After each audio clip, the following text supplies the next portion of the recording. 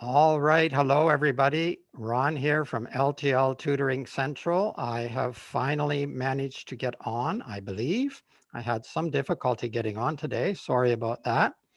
So if you have any questions, of course, you can put them on uh, in the chat, and I will try to answer them if I uh, if I'm able to do so. So it's Ron from L.T.L Tutoring Central, and today I'm discussing why do people follow the crowd? That was our fourth text for the read along series, and I'm going to discuss it a little bit. I'll discuss a little bit of the text, but I'm going to mostly be addressing the questions that we were looking at as well. So the question or there were a couple of questions. We like to think that we do not follow the crowd, but do you think this is generally true? And then can you think of examples in which most people do in fact follow the crowd? And also, why do you think people often follow the crowd? Note the word crowd does not always mean a lot of people, because I was afraid some would think, well, does that mean a lot of people? And no, it doesn't have to mean a lot of people. So for the first question, do you think it's generally true that people don't follow the crowd? So we all want to think that we're unique individuals and we don't follow the crowd, but I think that's generally not true. I think most of the time we are following the crowd. We do many things that other people do because it's a lot easier for us. And I don't think that following the crowd is necessarily a bad thing. It's often used in that way, in a negative way. You don't always want to follow the crowd, which is true. You don't always want to follow the crowd, but it doesn't mean that we're unique individuals all of the time. That would probably be a problem, I think. So generally, I would say this is not true. And I'm just checking with my notes here. So sorry, I'm looking down. So for the most part, we do tend to follow the crowd. As I mentioned in the conformity tech societies, we rely on following certain rules and conventions. It just makes our life go smoother. It makes things work better if we have if we do follow the crowd in many occasions. So for example, people moving in the same direction on a sidewalk, most of the time, it's very inconvenient to walk against the flow of traffic. So we follow the crowd. Literally, in that sense, we're actually following them as we move. So yes, I think most of the time we do follow the crowd. In a convention or a group setting, we often look around for others to see what others are doing so that we know, or at least we can try to decide whether we want to do the same thing. And so we would usually follow the crowd in that situation, especially if there are more experienced people, or you might be following the speaker's lead to know when to do certain things or how to do certain things. So I think we often follow the crowd. In school, as a younger student, you certainly want to fit in, so you follow the crowd. And I think, to be honest, even adults do that a lot in university or even beyond, or in the workplace. You tend to follow the crowd. You tend to look around and do things the way they're done conventionally, because that makes life a lot smoother for yourself and for others as well.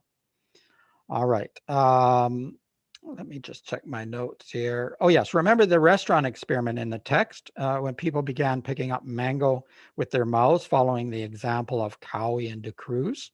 That's a strange one. I don't think I would actually do that. I think I would have been one of the people who didn't follow the crowd in that case. But a lot of people did, because it was happening and it seemed to be accepted. So then people followed along. So often we like to think that we don't follow the crowd because we want to be seen as individual, unique, and interesting. And I do think that each person, each one of us, is individual and unique and interesting, but that doesn't mean that we never follow the crowd or that we don't follow the crowd most of the time. The uniqueness, I think, comes from the occasional differences. Sometimes we don't do the same thing. Sometimes we look different or we wear different clothes or something. But most of the time, I think we do follow the crowd. So that doesn't mean that you're not an individual. You have your own interesting stories, even if you've had the same experience with other people, maybe brothers and sisters or family or friends, you have your own take on it. You have your own interpretation and memory of it. Doesn't necessarily fit with everybody else's. So I think that you're still an individual and a unique person, even though in many cases we do tend to follow the crowd. So the other question was, why do people follow the crowd? I've kind of addressed that a little bit. Convenience, the sense of belonging, and group dynamics. And I've talked about that a little bit already. But like the visual perception test in the text, in the story, we often begin to second guess ourselves if others are on another path. So we think this is the correct answer, but if a lot of other people are saying that it's a different answer, we might start thinking, maybe I'm not right. Maybe I'm the one that's wrong because everyone else seems to be going along. And that's how that test, that little experiment was done.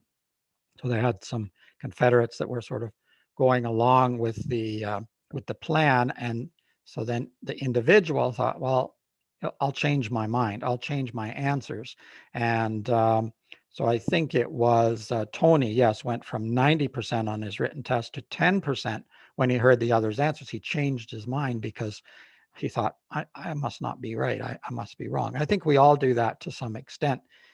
Even sometimes when we sort of know we're right, we'll kind of do it their way anyways, just to fit in. And that was the visual perception test. Maybe they know better than I do. Sometimes our brains, the text said, sometimes our brains might get confused between what it sees and what others tell us. So it's sort of the idea of don't believe your lying eyes.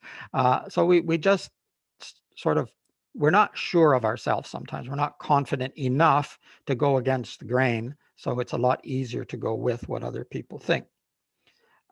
Sometimes I think that people know they might be doing the wrong thing, but if so many other people are doing it, and in the past, I think we could look at in real life situations like smoking. We knew for decades really that smoking was bad and wrong. Everyone tried to say we didn't know. We knew for a very long time, but it was easier to pretend we didn't know, even though there were messages on the packages, even though there was lots of science behind it. We sort of pretended we didn't know because still a lot of people were doing it back in the day. And so we thought, well, we'll try it, we'll take it up, and we'll follow along because so many of my friends and relatives and other people are doing it. Vaping is probably the same. I don't have a lot of experience with it. I know it was very popular for a while. I don't know if it's losing its popularity or not. I think it will, but it's the same idea. You sort of know this is not much of an improvement, but you go along with it anyway because a lot of people are doing it. I've never done that, but I'm too old, I think. Fashion is another one. A lot of people use fashion to stand out. So you may have different clothing styles or different hairstyles and things. And some of them can be what appear to be fairly radical at first from the crowd, but then become the norm, right? So if you try something new, it's usually a copy of something that you've seen most of the time. There's very rarely 100% originality in what a person does. So more and more people join in. Maybe they're listening. They often copy an actor or a famous singer or something, a band, something like this. And then more and more people join in and it becomes standard. That's always the problem in music, isn't it? When you have something radical, something different, something that wants to be edgy. Well, it's only edgy until too many people start to join in, and then people think that they've sold out or whatever, and it just becomes the norm. So yeah, so in other words, lots of people, at least of the same age category, are now following the crowd, and uniqueness is diminished in some way. I don't think it's completely diminished. I think that we overemphasize the negative effects of following the crowd and don't always, at least consciously, recognize how valuable it can be. As long as I think you judge your actions and your thoughts, your beliefs, carefully.